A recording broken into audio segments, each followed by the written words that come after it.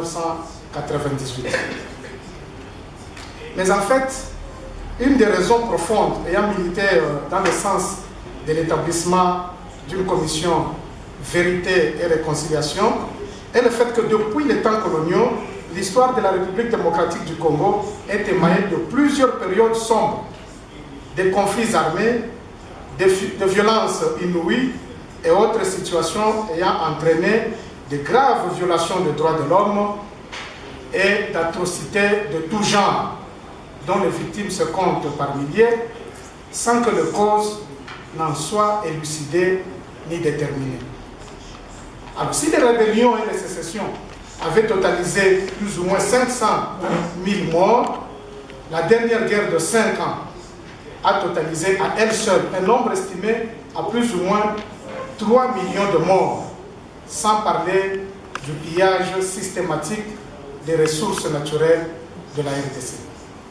Alors, le peuple congolais a ainsi pris la mesure de l'inanité, de la vanité, de la gravité d'hostilité qui peuvent opposer les citoyens d'une même nation.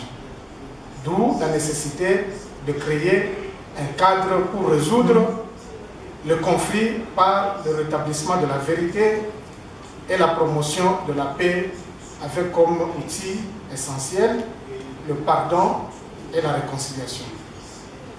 Alors c'est ainsi que par une résolution, comme je l'ai dit tout à l'heure, de l'accord global et inclusif, il a été prévu la création de la commission Vérité et Réconciliation comme l'une des institutions d'appui à la démocratie à laquelle l'on a assigné une mission et un certain nombre d'objectifs. Alors, cette commission devrait donc rétablir la vérité et promouvoir la justice, la réparation, le pardon et la réconciliation en vue de consolider l'unité nationale. Pour réaliser sa mission, la commission poursuivait un certain nombre d'objectifs, parmi lesquels consolider l'unité et la cohésion nationale ainsi que la justice sociale. Restituer la vérité sur les événements politiques et sociopolitiques qui se sont produits en République démocratique du Congo. Réconcilier les acteurs politiques et militaires entre eux, d'une part, avec le peuple d'autre part, et le peuple avec lui-même. Contribuer à l'émergence et à la consolidation d'un état de droit en République démocratique du Congo. Faire naître une nouvelle conscience nationale et patriotique. Rapprocher les gouvernants des gouvernés. Rétablir un climat de confiance mutuelle entre les différentes communautés et encourager la pacifique cohabitation interethnique. Faire connaître les crimes commis contre la République. Faire reconnaître les responsabilités individuelles et collectives de torts et des crimes commis et en faire obtenir réparation.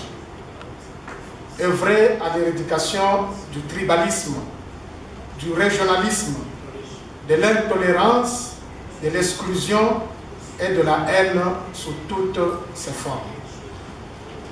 Alors, cette commission avait une compétence et un champ d'application. Sa compétence était double. Elle avait une compétence matérielle et une compétence temporelle. Comme compétence matérielle, la commission Vérité et Réconciliation s'exerçait à l'égard de tous les Congolais, y compris l'État lui-même, l'État congolais, les militaires, les policiers, les agents de sécurité, ainsi que les personnes jouissant des immunités de poursuite ou de privilèges de juridiction. Les crimes politiques et les violences des droits de l'homme qui étaient commis en dehors du territoire national, mais qui étaient aussi en relation avec les conflits politiques en République démocratique du Congo, relevaient aussi de la compétence de cette commission. Alors donc, cette commission devrait connaître des événements, ça c'est la compétence temporelle, elle devrait connaître des événements survenus à partir du 30 juin 1960. C'est la date de l'accession du pays à l'indépendance, jusqu'à la fin de la transition, ça veut dire en 2006.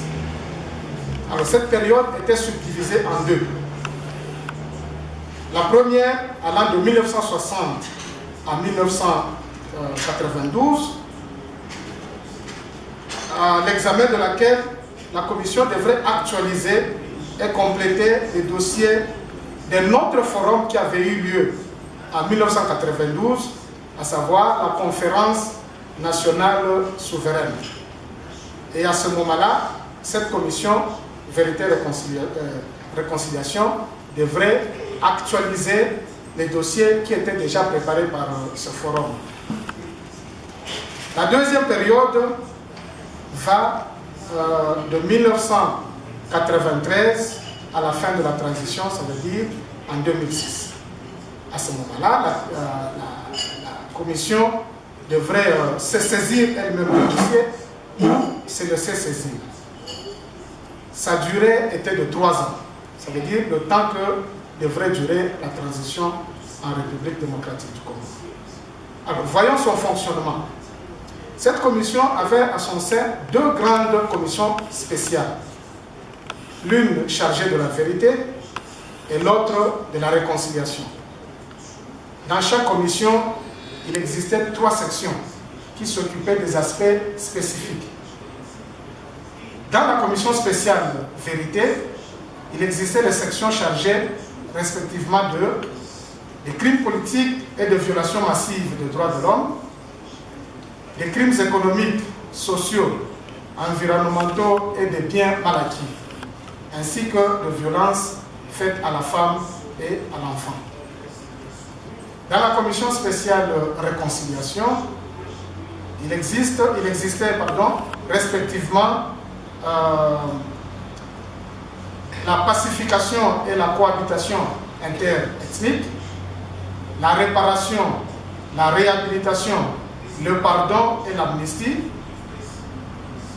la prévention, la médiation des conflits et l'éducation à la culture de la paix.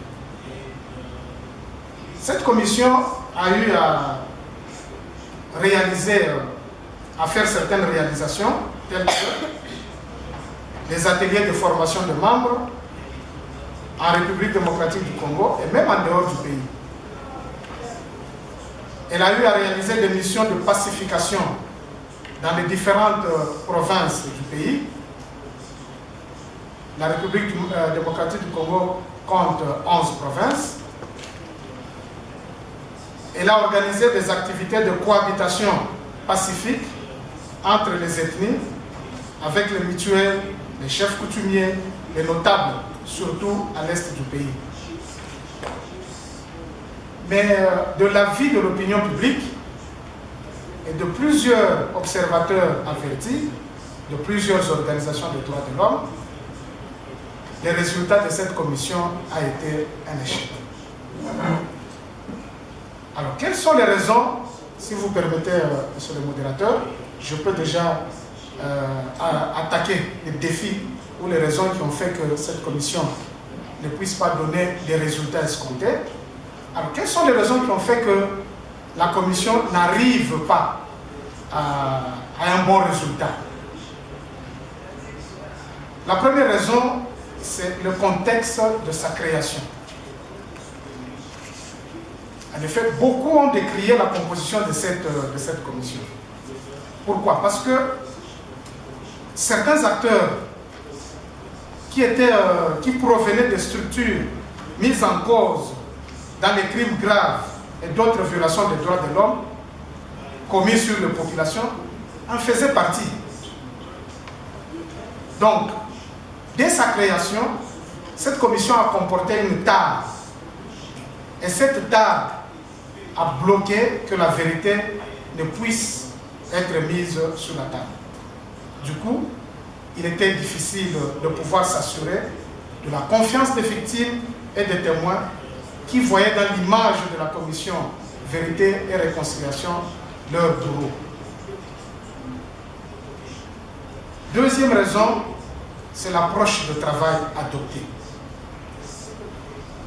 Au lieu d'aborder les questions essentielles, c'est-à-dire partir de la vérité pour déboucher aux idées et actes de réconciliation, le programme de cette commission a été délibérément orienté vers le but de retarder la connaissance de la vérité et de laisser les victimes sans réparation. Pendant les 3 années de l'existence de cette commission, elle a réalisé, comme je l'ai dit, quelques activités, c'est vrai, mais ces activités étaient liées au volet de la paix et réconciliation, mettant de côté toute la problématique du rétablissement de la vérité, qui est pourtant, à mon avis, le cœur du travail d'une commission Vérité et Réconciliation. Donc, elle n'a donc pas osé s'investir dans le processus devant contribuer à la lutte contre l'impunité, à l'instar des expériences que nous avons entendues ici depuis hier, telles que les commissions Vérité et Réconciliation de l'Afrique du Sud et du Rwanda, pays hôtes. Troisième raison, c'est la volonté, d'ailleurs je crois que le docteur Jean de Dieu l'a souligné, je pense hier ou ce matin, les calculs politiques, la volonté politique. En République démocratique du Congo, les politiciens ou l'élite politique a estimé que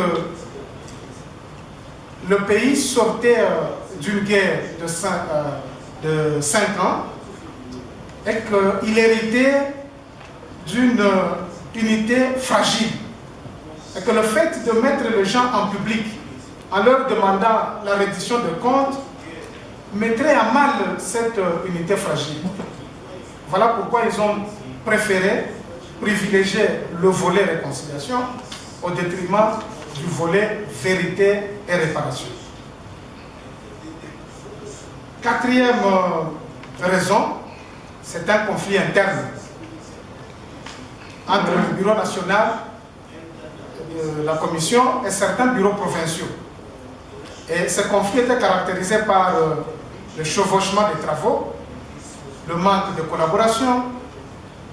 Parfois, le bureau national méconnaissait certains comités provinciaux et certains comités provinciaux soupçonnaient le bureau national de gérer seul le peu de ressources ou de finances qu'il recevait. Cinquième raison, c'est le manque de moyens financiers. La commission Vérité et Réconciliation, comme je l'ai dit tout à l'heure, était l'une des 5 commissions, ou l'une des 5 institutions d'appui à la démocratie créée par l'accord global et inclusif de Pretoria.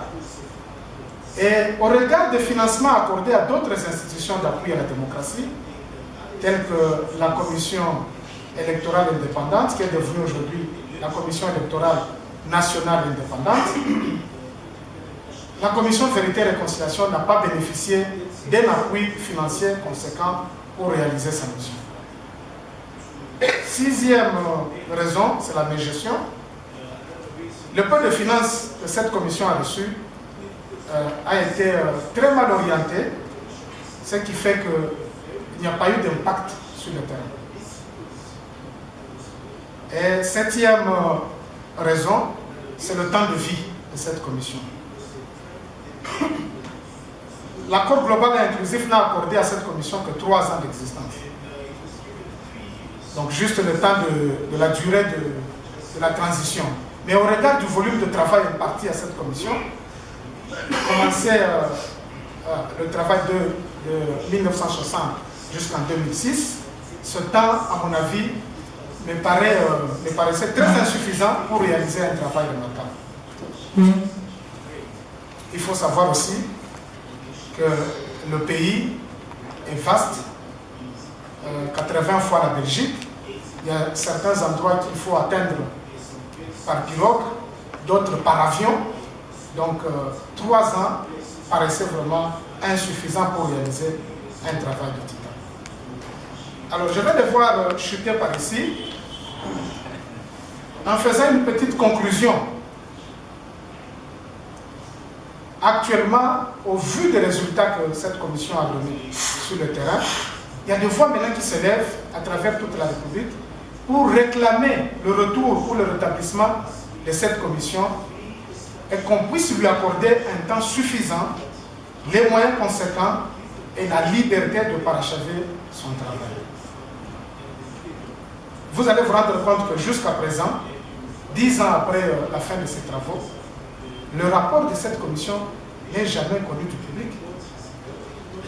Donc, aujourd'hui, la classe politique en République démocratique du Congo est divisée pour le rétablissement de cette commission. Certains pensent qu'il faut plutôt renforcer le système judiciaire pour réprimer les violations massives des droits de l'homme. D'autres, par contre, estiment qu'il faut revenir à cette commission et lui donner les moyens de sa politique. Et donc, au vu de ces résultats, la République démocratique du Congo a ce forum, a cette conférence,